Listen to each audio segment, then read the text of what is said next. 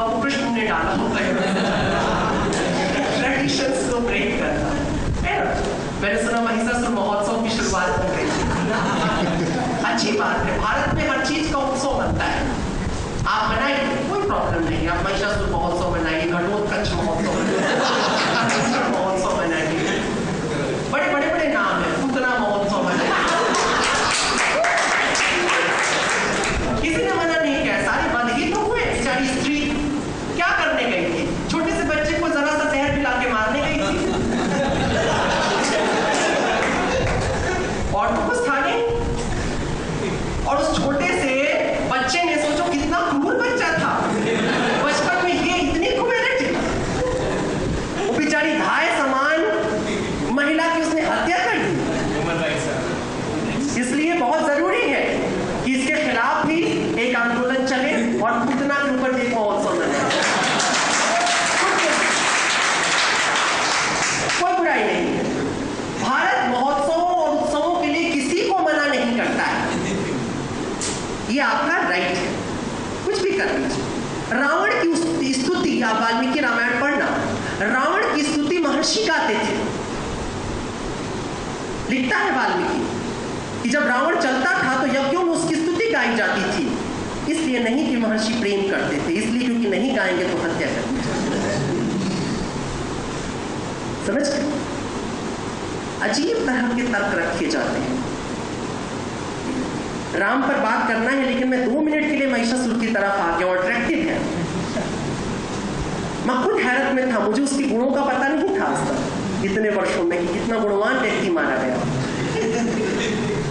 मुझे तो यही लगता था कि आताताई था, अत्याचार करता था, नृशंस हत्याएं करता था, खून करता था। लेकिन तुमने कहा नहीं, ऐसा नहीं था, दरअसल वो ब्राह्मण विरोधी था।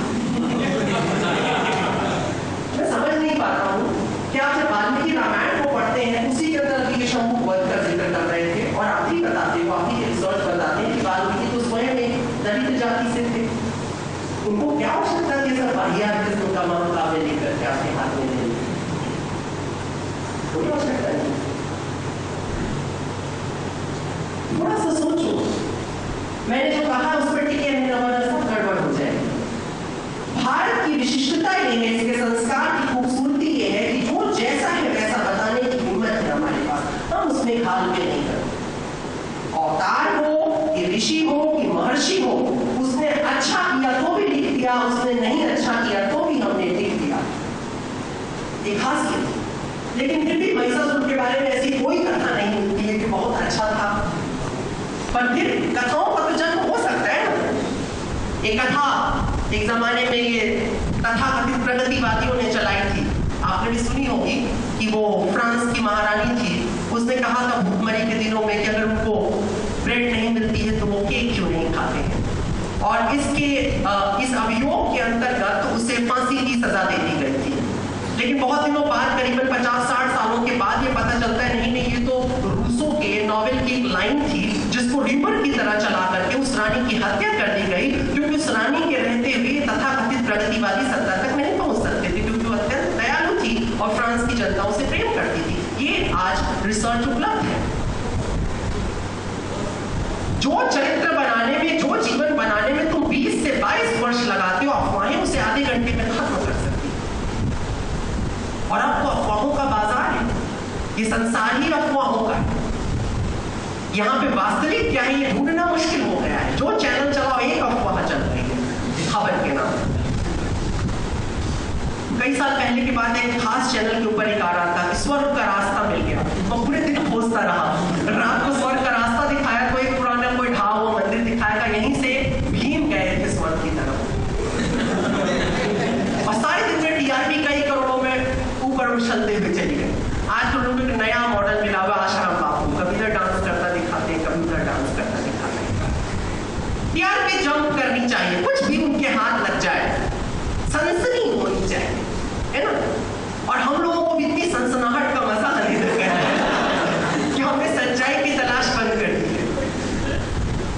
अब अगर क्या कहते हैं वो सलमा सुल्तान अगर दोबारा न्यूज पढ़ने आ जाए तो आपको लगे यार ये कौन आ गई, कोई सनसनाहट ही नहीं दे रही। अब तो बहुत वाइब्रेंट से न्यूज रीडर्स भी होते हैं, कभी आप उनको देखा करेंगे, इतना मुस्कुरा के आपसे कहेंगे कि जरा सा वेट करिए, बस अभी आए, आप छोड़ते ही नहीं हो जाते, इतना पर्सनल हो जाते हैं बात करते हुए। ये उपभोक्तावादी संस्कृति है। लेकिन खैर महिषासुर महोत्सव बहुत अच्छा रहा, पूरे देश में उसकी चर्चा हुई। यहाँ पे रामचरितमानस पढ़ा गया, उसकी चर्चा नहीं हुई थी, लेकिन उसकी चर्चा हुई, अच्छा लगता है। एक बार नरोत्तम राय बच्चन ने कहा था कि कोई भी ऐसी बात कह दो जो परंपरा के विरुद्ध है तो वो चर्चित हो जाती है, चाहे वो कितनी घृणित क्यों ना हो। हमें एक आदत हो गई है, हमें चर्चित होने की भूख है। मैंने एक बार कहा था, हम फेसबुक के ऊपर पड़े रहते हैं, हम ट्विटर्स के ऊपर, तरह तरह की दुनिया भर की जो साइट्स हैं उन पे खड़े रहते हैं। क्यों खड़े रहते हैं? क्योंकि हम देश में कोई रेनेसां लाना चाहते हैं, हम चर्चित होना चाहते हैं। हमारी माँ नहीं पूछती है, लेकिन कोई तो लाइक करके जाएगा ही अगर मैंने लिख दिया कि मुझे भूख लगी है घर से, और उसका फोटो में कुछ मिल भी जाए तो मैं बार बार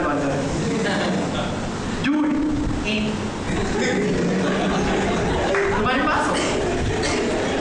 एक ऐसी संस्कृति के अंदर तुम खड़े हो, इसलिए महिषासुर महोत्सव जायज है। लेकिन सवाल कहीं और खड़ा है, किस लिए मना रहे हो? मैं इसलिए इस प्रांगण में उसकी बात करने जा रहा हूं क्योंकि ये प्रांगण इसलिए जाना जाता है, मैंने खुद महसूस किया इतने वर्षों में, यहाँ पर स्त्रियां स्वतंत्र सुरक्षित महसूस करती हैं। किसी दूसरे हिंदुस्तान के कैंपस की अपेक्षा जेएनयू के अंदर लड़कियां ज्यादा सुरक्षित महसूस करती हैं, स्वतंत्र महसूस करती हैं। कोई खास बात तो है जो ये प्रांगण देता है, स्त्री को शक्ति देता है ये प्रांगण। और ये जो धूर्त ब्राह्मणवादी है, इन धूर्त ब्राह्मणवादियों ने आपके अनुसार, प्रगतिवादियों के अनुसार, हमेशा स्त्री का विरोध किया है। मरते खपते एक बार उन्होंने कह दिया या देवी सर्वभूतेषु शक्ति रूपेण संस्था, तो आप काहे को उसका विरोध कर रहे हैं? एक बार तो ऊपर उठी, एक बार तो उसने बड़े जबरदस्त ग्रीक मैन टाइप के महिषासुर को लात के नीचे मारा हुआ है। कम से कम यहां तो रुक जाते। और तुमने जितनी गंदी और बुरी बातें हो सकती थी सब तुमने एक नारी के ऊपर चिपका दी। कौन से ऐतिहासिक दस्तावेज है तुम्हारे पास जो तुमने लिख दिया कि दुर्गा वेश्या थी? और क्या ये भाषा है? इस भाषा से तुम बात करते हो? ये इस देश में भेद डालने की और घृणा फैलाने की नीति के अंतर्गत चलने वाला षड्यंत्र है। महिषासुर से किसी को कोई लगाव नहीं है। महत्वपूर्ण ये है कि दुर्गा के नाम पर छोटा बड़ा ब्राह्मण दलित सब इकट्ठा कैसे हो जा रहा है एक जगह।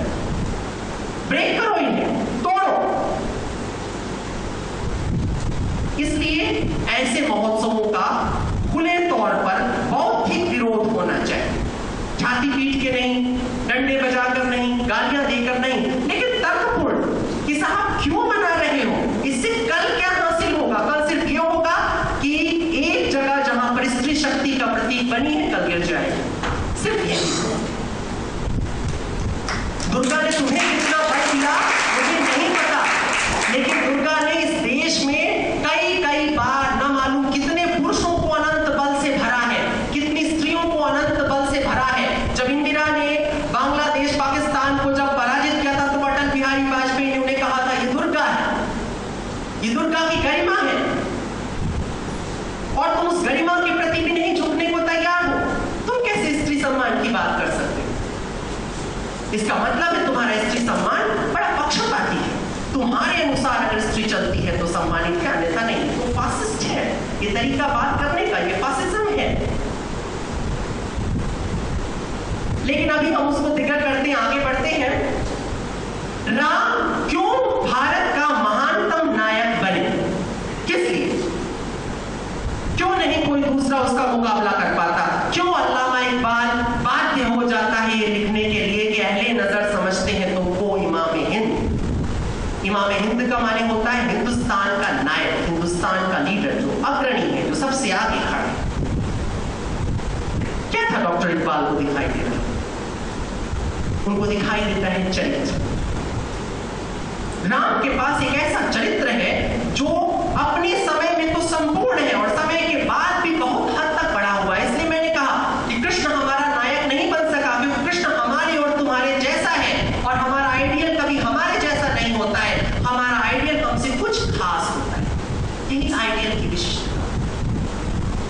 तो कृष्ण में जिन दोषों को हम तलाश लेते हैं, राम में वो दोष ढूंढे से नहीं मिलते।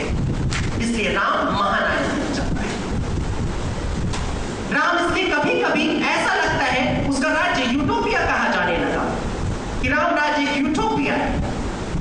यूटोपिया तो सारे राज्य, कैलिसा का राज्य यूटोपिया नहीं है, उससे ज्यादा क्या है, यूटोपिया है।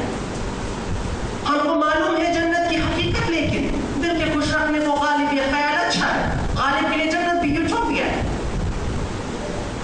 मार्क्स का सिद्धांत, वो सब एक हो जाए, सोवियत रूस वालों से पूछो, बताएंगे कितना बड़ा यूटोपिया देख करके लौटे हैं। सब तो यूटोपिया है। और जब हमें यूटोपियाओं में से ही एक यूटोपिया चुनना है तो हम बेस्ट चुनेंगे। जब ख्वाब ही देखना है तो सबसे अच्छा वाला ख्वाब देखेंगे, बुरा वाला ख्वाब क्यों देखेंगे। और देखो, कहानियां चलती हैं और कहानियां जिंदा रह जाती। ताजमहल को देखने लोग इसलिए नहीं आते कि सफेद संगमरमर की इमारत, उससे खूबसूरत इमारतें हिंदुस्तान में बनी पड़ी। ताजमहल इसलिए देखा जाता है क्योंकि मुमताज और शाहजहां की प्रेम कहानी उसके पीछे चलती है ना। प्राय लोग कहते हैं तुम मेरी मुमताज हो, मैं तुम्हारा शाहजहां। जो नए नए प्रेमी जोड़े जब या शादीशुदा जोड़े जब आगरा पहुंचते हैं तो उसके सामने वाले प्लेटफॉर्म पे बैठ करके फोटो खिंचवाते हैं। मेरी महबूब कहीं और मिलाकर मुझसे साहिब ने कहा था, ये चमनजार, ये जमुना का किनारा, ये महल, ये मुनक्कश दरो दीवार, ये मेहराब, ये ताक, शहंशाह ने दौलत का सहारा लेकर हम गरीबों की मोहब्बत का उड़ाया है मजाक। ये भी है। और एक हकीकत ये भी जान लो कि जो मोहब्बत की दास्तान तुम इतने बरसों सुनते हो, ऐसी कोई मोहब्बत भी नहीं थी, क्योंकि मुमताज शाहजहां की 7 बीवियों में से एक बीवी थी। पहली कहानी। दूसरा, उसके 14वें बच्चे को पैदा करते हुए मर गई। हाँ, इस वजह से हैरत अंगेज मकबरा जरूर है। तीसरी बात कि मरने के बाद शाहजहां कोई डिप्रेशन का शिकार नहीं हुआ, बल्कि कुछ ही दिनों के अंदर उसने उसकी छोटी बहन से निकाह कर लिया। बड़ी मुमताज नहीं तो छोटी मुमताज, और शायद उसी के लिए वो काला ताजमहल पर मर रहा है। लेकिन कहानियां जिंदा रह जाती हैं। तो कहानियों में से चुनना है तो हम फिर से श्रेष्ठतम चुनते हैं, क्योंकि राम कम से कम इतना लॉयल तो है कि अपनी उस पत्नी को, प्रोग्रेसिव लोग कहते हैं कि बताओ कैसा क्रूर था, गर्भवती पत्नी को उसने निकाला और जंगल में फेंक दिया। ऐसा कोई करता है? चलो भाई फेंक दिया, लेकिन शाहजहां से ज्यादा अच्छा था। उसके बाद दूसरी पत्नी नहीं लेकर के आया। वो पूरी जिंदगी, उसके 11,000 साल तक उसने शासन किया मैथोलॉजिकली, और कम से कम 11 बरस तो हम मान ही लेंगे एथिस्ट की तरह।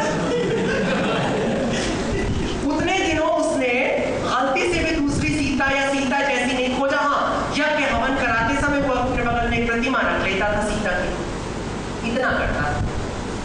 और वाल्मीकि रामायण में बड़ी सुंदर एक लाइन भी है, जब वो सीता का परित्याग करने वाला है, लक्ष्मण से कहते कैसे तुम अपनी पत्नी को छोड़ दोगे, तुम जानते हो कितनी पवित्र है, कितना प्रेम तुम रखते हो। तो राम कहता है कि लोकहित के लिए मैं अपने हृदय का एक अंग निकाल कर देने के लिए तैयार हूं, और सीता जैसी दयालु, सीता जैसी सुंदर, सीता जैसी महान स्त्री मुझे नहीं मिलेगी, लेकिन लोकहित के लिए मैं इसका त्याग करूं। आज लोकहित के लिए आप किसी नेता से उसका कमेडियन छुड़वा के